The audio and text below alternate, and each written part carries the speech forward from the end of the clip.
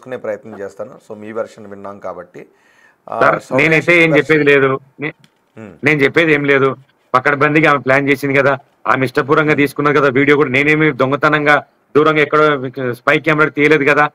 ఆమె ఫోన్లో తీసుకున్నా నాకు పంపించింది కదా, మీకు లైవ్ ఇప్పుడు చూపించిన కదా. నేను అక్కడ ఎక్కడ ద్రోహం చేసినట్లుంది అమ్మాయికి, ఎక్కడ చీట్ చేసినట్లుంది నేను. వీళ్ళు కదా చీట్ చేసింది నన్ను, పకడ్బందీ ప్లాన్ వేసి కదా వీళ్ళు చీట్ చేసింది నన్ను. సార్ ఇప్పుడు నేను ఎవరినో తెలియదు, వాళ్ళ భర్త ఎవరో తెలియదు. నేను వాళ్ళ ఇంటికి 5-6 రోజులు ఉంటుంటే నేను, వాళ్ళ అమ్మ, వాళ్ళ తమ్ముడు, మౌనిక, సౌమ్య, వీళ్ళందరూ, సౌమ్య శెట్టి నాకు వాళ్ళ ఆయనకు ఇంట్లో అన్న తినిపిస్తుండే. వాళ్ళ హస్బెండ్ ఏమని పరిచయం చేశారు? వాళ్ళ భర్తకి మిమ్మల్ని ఏమని పరిచయం చేశారు? లక్ష్మీకాంత్ రెడ్డి సినిమా ప్రొడ్యూసర్ అండి, ఇట్లా మనకు ఇప్పుడు కేసుగా నన్ను హెల్ప్ చేసి చెప్పింది బలరామ్ అని చెప్పింది అతను. సార్ ప్రతి ఒక్క పాయింట్ అతను తెలుసు సార్, ప్రతి ఒక్కరు తెలుసు. దొంగతనం అప్పుడు ఇట్లనే ట్రావెల్ చేసిండ్రు రాజేష్ అనే వ్యక్తి, వేరే వేరే చాలా ఉన్నాయి. ఇంకా నేను ఇవన్నీ చెప్పను, నా దగ్గర ఆధారాలు లేవు. నా దగ్గర ఉన్న ఆధారం ఒకటే, రాజేష్ వచ్చి నన్ను కలిసిండు, నా దగ్గర మాట్లాడిండు, నేను మాట్లాడే రికార్డ్ ఆయన దగ్గర ఉంది, నా దగ్గర ఉంది. ఆయన సోమశెట్టి కొట్టిన డబ్బుల స్క్రీన్ షాట్ నా దగ్గర ఉన్నాయి. నేను అది మీడియాకి ఇచ్చి, అదొక్క ఆధారమే నా దగ్గర ఉంది. నేను దాని గురించే గట్టిగా మాట్లాడగలను. కాకపోతే ఇంటర్నల్ గా వచ్చేటువంటి అమ్మాయికి చాలా ఎఫ్ఐఆర్స్ ఉన్నాయి, రకరకాలు ఉన్నాయని సాయి అంబిక చెప్పింది. అమ్మాయికి ఏముంది ఏంటి అనేది ఆ అమ్మాయి పర్సనల్ వ్యక్తిగతానికి సంబంధించిన విషయం. సో మీరు మాత్రం అమ్మాయి మీతో ఉంటాను అంది కాబట్టి మీరు ఇన్ని లక్షల రూపాయలు ఇంటికి, బంగారానికి, ఇతరత్ర ఇచ్చాను, ఒక 76-80 లక్షల రూపాయలు ఇచ్చాను, అవి నాకు కావాలి అని అంటారు ఫైనల్గా మీరు, రైట్? సార్ ఒక మాట వినండి మీరు బాగా. ఇప్పుడు వీళ్ళు ఎప్పుడు కూడా నాకు డబ్బుకు కానీ బంగారం కానీ టైం ఇవ్వలేదు నాకు. ఏప్రిల్ కలిసినాం సార్, జనవరి మార్చ్ 29 కలిసినాం కదా. ఏప్రిల్, మే, జూన్ ఈ 3 నెలలే, 3 నెలల్లో మొత్తం సర్దేసిరు నన్ను. ఎంత ట్రాప్ అంటే అంత ట్రాప్.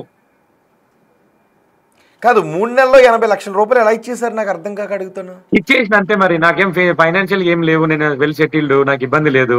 ఇక పొద్దున్నేసి ఇదే వీళ్ళు 3 నెలలు వాళ్ళ అమ్మ కానీ లక్ష్మీకాంత్ రెడ్డి గారు మీరు ఏం చేస్తారు? నేను శాండ్ బిజినెస్, అది ఫైనాన్స్ ఉంటుంది నాకు, ఫైనాన్స్ తిప్తా. శాండ్ బిజినెస్, సాఫ్ట్వేర్ ఏం కాదు, శాండ్ ఇసుక వ్యాపారం. లీగల్ గా సార్, ఇల్లీగల్ ఇసుక కాదు నాది, ఏ బిల్ తో కొట్టేస్తా. గవర్నమెంట్ ఇల్లు ఉంటాయి కదా సార్, గవర్నమెంట్ ఇందిరమ్మ పథకాలు ఇల్లు ఉంటాయి కదా, ఆ ఇంట్లోకి కొడుతుంది మన బండ్లు. ఓకే, లీగల్ బిజినెస్ అన్నారు కదా మీరు, ఇంజనీర్ ఏం కాదు, సాఫ్ట్వేర్ ఇంజనీర్ ఏం కాదు. నేను సాఫ్ట్వేర్ ఇంజనీర్ కాదు సార్, హార్డ్వేర్ ఇంజనీర్ కాదు సార్. నేను నాది ఇసుక వ్యాపారము, ఫైనాన్స్, అగ్రికల్చర్. మా ఊళ్ళో నాకు 20 ఎకరాల పొలం ఉంది, మాది అగ్రికల్చర్. మా నాన్న మా అమ్మ ఊర్లో ఉంటారు, మా వైఫ్ పిల్లలు మహబూబ్నగర్ లో ఉంటారు, హైదరాబాద్ ఉంటారు. నేను ఊరు, అమ్మ, నాన్న, మా భార్య పిల్లలతో చూసుకుంటా. దరిద్రానికి ఎట్లా ఉన్న ట్రాప్ లో పట్టినా అది తప్పే, నాకు ఇప్పుడు అర్థమైంది తప్పని. కాకపోతే వీళ్ళు నిజంగా నాతో నా అమ్మాయి ఫిజికల్ గా ఉండి లాంగ్ రన్ రిలేషన్ కంటిన్యూ చేయాలనుకుంటే 3 నెలలు ఎందుకు నన్ను దూరం పెడతారు చెప్పండి?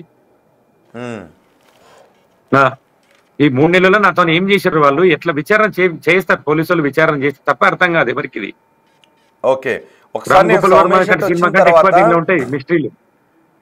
అవునా? ఎక్కడెక్కడికి తిరిగారు అసలు మీరు? ఇంకా కాశీ, ఇంకెక్కడికి తిరిగారు? కాశీకి పోయినాం సార్, హైదరాబాద్ దస్పాల హోటల్, అంతే. ఎక్కడొచ్చేది కాదు, అమ్మాయి బయటకు వచ్చేదే కాదు, పోదామంటుంటే ఎక్కడొచ్చేది కాదు. హోటల్ వస్తే హోటల్లోనే కార్ వేసుకొని రాత్రిపూట రోడ్ల మీద తిరుగుతుంటే అట్లా షికారు నైట్. మా మహబూబ్నగర్ పోయినాం, మా ఇంటికి పోయినాం ఒకసారి 2 సార్లు. మా ఇంటికాడ ఇంట్లోకి తీసుకోపోలేదు, బయటనే పెట్టా. నేను ఇంట్లోకి రాని వెళ్ళిపో అన్నది.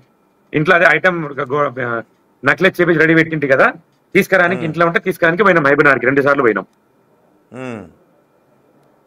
ఒకసారి ఏమో సాయి అంబిక అడ్వకేట్ డబ్బులు కట్టడానికే వయ్యా ఎయిర్పోర్ట్ లో దిగి అక్కడ నుంచి మా ఇంటికి పోయి అక్కడ నుంచి కొంచెం ఫ్రెష్ అప్ అయి అనంతపురం వెళ్ళిపోయినాం. సాయి అంబిక అనంతపురంలో డబ్బులు ఇచ్చిన. ఇప్పుడు ఒకటే చెప్తున్నా సార్, నాన్నలు మీకు పెడతా, నాన్నలు అంటుండే, నాన్నలు, బంగారులు, కన్నలు అంటుండే. పడిపోయారు ఆ మాటలకి. ఇది అంతా వేసి ఇట్లా వేసారు నన్ను. ఇది చూడండి సార్, ఒకసారి చదవండి ఇది. లవ్ యూ నాన్నలు, మీరు వచ్చారు, నా జీవితం మార్చారు, రకరకాలు. ఇగో మీరు ఇచ్చిన గోల్డ్, నేను అమ్మాయి గోల్డ్ ఏదైతే ఇచ్చినో ఫోటో పెట్టింది, మీరు ఇచ్చిన గోల్డ్ హ్యాపీ అని పెట్టింది.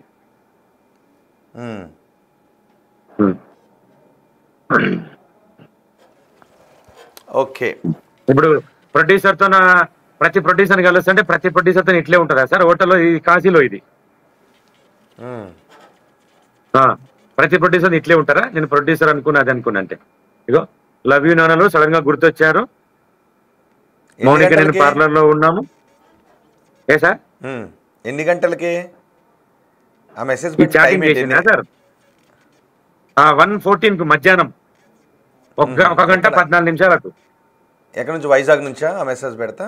వైజాగ్ నుంచి. వైజాగ్ నుంచి. మీరు అమ్మాయి మెసేజ్ అడ్వకేట్ అనంతపూర్ వాళ్ళ ఇంటికి పోయినాం. ఓకే. ఈమె అడ్వకేట్ సాయంబిక, ఆమె కూతురు బలరాం శెట్టి పక్కల. డబ్బులు ఇయ్యనికి పోయినాం. 12 లక్షల రూపాయలు అడిగింది కదా కోర్టుకు కట్టాలని. ఆ డబ్బులు ఇయ్యనికి అనంతపూర్ వాళ్ళ ఇంటికి పోయినాం, సాయంబిక ఇంటికి పోయినాం. దాని తర్వాత నేను ఆమె వైజాగ్ హోటల్లో, ఓషియన్ విస్తా హోటల్లో ఉన్న ఫోటోలు ఇవి.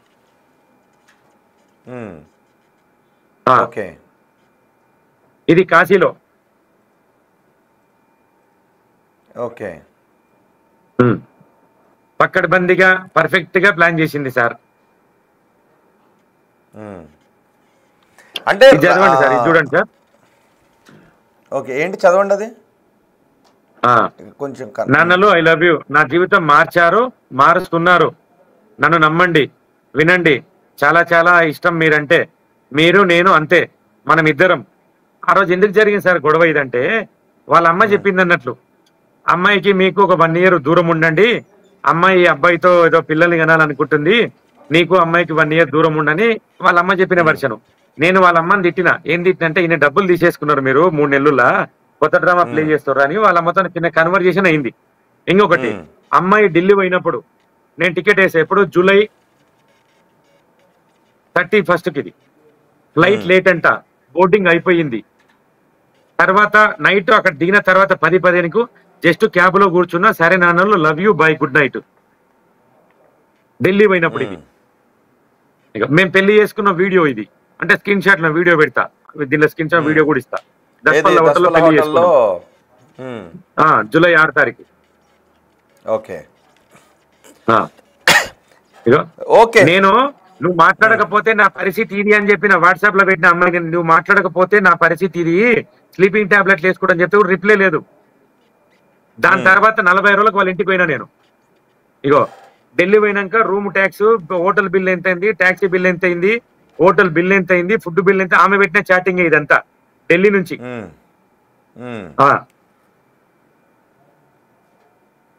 ఓకే. ఢిల్లీ పోయిన తర్వాత నాకు మనసు ఏం బాగాలేదు. మార్నింగ్ నాన్నలు, ఆమెనే పెట్టింది మెసేజ్ కూడా. మార్నింగ్ నాన్నలు అన్నది, టాబ్లెట్ వేసుకుంటా అన్నది. నాకు ఏం అసలు మనసు బాగాలేదు, నాకు ఇట్లయితే తెలియదు, ఇది అది అని ఒక రకరకాలు. ఇంకా నేను అప్పుడు క్రూజ్ లో పోయిన, ఫస్ట్ మార్చి లో క్రూజ్ లో పోయినప్పుడు ఫిక్స్ పెట్టండి అన్నది. పెట్టిన. మీరు వస్తారా మేడం అని అడిగిన. అప్పుడు ఇంకా మీకు ఫిజికల్ గాలే, ఏం కాలే. వస్తా అన్నది. మీరు నేను మాత్రం పోదామన్నా. ఓకే సార్ వస్తా అన్నది. ఇంకా చాలా ఉన్నాయి సార్, కొన్ని వందల ఎవిడెన్స్ నా దగ్గర. ఆమె దగ్గర ఒకటే ఎవిడెన్స్ ఉంది. ఏం ఎవిడెన్స్ ఉంది? జస్ట్ మా ఇంటికి వచ్చిండ్రు, తిట్టిండ్రు, ట్రెస్పాస్ కేసు పెట్టినా, లేకపోతే ఇంకోటి సమ్ ఏదో పెట్టినా. ఆమె దగ్గర అది ఉండొచ్చు, ఇంకా 2 ప్రూఫ్లు ఉండొచ్చు, ఏమో నాకు తెలియదు.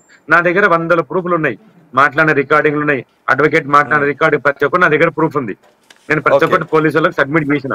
సో మిమ్మల్ని కావాలని వాళ్ళే దూరం పెట్టారు. మీరు ఏదో ఓకే, మీరు రాజేష్ గురించి ఇంకోటో తెలిసి మీరు దూరం పెట్టడం కాదు, మిమ్మల్ని వాళ్ళు కావాలి. తెలిసిపోయింది. నేను ఏం చెప్పిన సార్ అంటే, నేను ఏం చెప్తున్నా అంటే, అమ్మాయికి నీకు ఇన్స్టాగ్రామ్ ఇదంతా ఉంది కదా, ఇదంతా వద్దు, నీకు ఫ్లాట్ ఇప్పిస్తానా, ఫ్లాట్ ఇప్పి డబ్బులు కట్టేసిన ఆల్రెడీ. తర్వాత నీకు ఏదైనా సూపర్ మార్కెట్ సమ్ ఏదో పెట్టిస్తా. అమ్మాయికి ఏంటంటే ఒకటే నేను కట్టేసినట్టు చేసినట్టు విషయం చెప్పాలంటే, అమ్మాయి నేను ఎక్కడ బయటికి పోనీస్తలేను. ఎందుకు పోనీస్తలేంటే పద్ధతిగా ఉండని చెప్తున్నా నేను. సరే గతంలో దొంగతనం చేసినావు, రాజేష్, ఇదంతా అయిపోయింది. ఇక్కడ నేను చూసుకుంటాను వచ్చినా కదా, నేను చూసుకుంటానేసరికి అమ్మాయి ఎక్కడ పోనీకే లేకుండా అయ్యేసరికి నన్ను టార్గెట్ చేసింది. ఈడొద్దు మనకి ఇంకా, ఎందుకంటే అంటే అలా అని కాదు. ఇప్పుడు అమ్మాయి సోషల్ మీడియాలో స్టార్ అయింది, అమ్మాయి ఎలా ఉందో మీరు అలా ఆమెను ఇష్టపడ్డారు. తర్వాత వచ్చిన తర్వాత ఇవన్నీ ఆపేసే ఇంకా నువ్వు అమ్మాయిని కట్టడి చేయడానికి. అవును సార్, అదే చెప్తా. నువ్వు ఇంట్లోనే ఉండు, ఇన్స్టాగ్రామ్ బంద్ చేయని చెప్పలే. నీకేమైనా సినిమా అవకాశాలు చేసుకో, ఏదొచ్చినా చేసుకో, కానీ ఇట్లాంటి పొరపాట్లు చేయకని చెప్పిన నేను. ఇప్పుడు నువ్వు చెయ్యని దొంగతనం కేసు నీ మీద ఎందుకు పెడతారు? నువ్వు చేస్తేనే కదా పెట్టేది దొంగతనం. ఇప్పుడు నా ఇంట్లో వస్తారు సార్, ఇంట్లో కూర్చున్నా, ఎవరు వచ్చి దొంగతనం చేస్తేనే కదా సార్ కేసు పెట్టేది. అది అనుమానం కాదు కదా, కేసు రిజిస్టర్ అయ్యింది కదా. ఇప్పుడు రాజేష్ అనే వ్యక్తితో కూడా నువ్వు చాట్ చేసినావు కదా, చాట్ నాకు వచ్చింది కదా, ఆయనతో డబ్బులు వేయించుకున్నావు కదా, రికార్డ్ నా దగ్గర ఉంది కదా. ఆ చాట్ లో ఏముంది? రాజేష్ తో ఉన్న చాట్ లో ఏముంది? రాజేష్ తో ఉన్న చాట్లు అంటే అతను నాకు చాట్ పెట్టలేదు సార్, ఆమెకు డబ్బులు కొట్టిన స్క్రీన్ షాట్లు పెట్టిండు, ఆమె మాట్లాడిన మాటలు చెప్పిండు. ఏమని ఉంది మాటలే? ఓకే, మాటలు అతను చెప్పాడంతే, నేను ఇలా మాట్లాడాను అని చెప్పింది ఈ అమ్మాయి సార్ అని రాజేష్ చెప్తే మీరు విన్నారంతే. లేదు మీరు విన్నారా?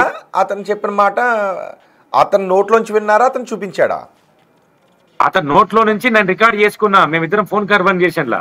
అదే అంటే ఒకవేళ రాజేష్ మిమ్మల్ని తప్పుదారి పట్టించుండొచ్చేమో. తప్పుదారి పెడితే నాకు ఎందుకు పెడతాడు సార్ ఇవన్నీ? నాకు రాజేష్ నిన్న కూడా మాట్లాడి నా దగ్గర మాట్లాడాడు. రాజేష్ మీకు పెట్టింది ఏంటి? జస్ట్ ఆ అమ్మాయికి డబ్బులు ఏదో ఇచ్చిన స్క్రీన్ షాట్. ఓకే, ఎవరికైనా అవసరం ఉంది అంటే స్నేహితులను తెలిసిన వాళ్ళని డబ్బులు అడుగుతాం, ఆ డబ్బులను పెట్టుకుని వాళ్ళు ఏదైనా ఉద్దేశంతో ఉండి మిమ్మల్ని తప్పుదారి పట్టించాడేమో. లేదు సార్, తప్పుదారి పట్టేయలే, మీకు ఎటువంటి తప్పుదారి పట్టేయలేదు సార్. అతని నేను అమ్మాయితో ఉన్నప్పుడు అతని నాకు ఫోన్ చేసిన మాట మాట్లాడింది ఏంది, నన్ను అమ్మాయించుకోమన్నది.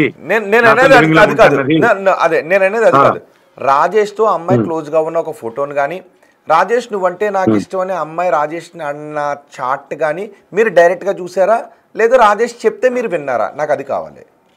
రాజేష్ చెప్తే నేను విన్నా, మేము మాట్లాడే రికార్డింగ్ సోమ్య పెట్టి.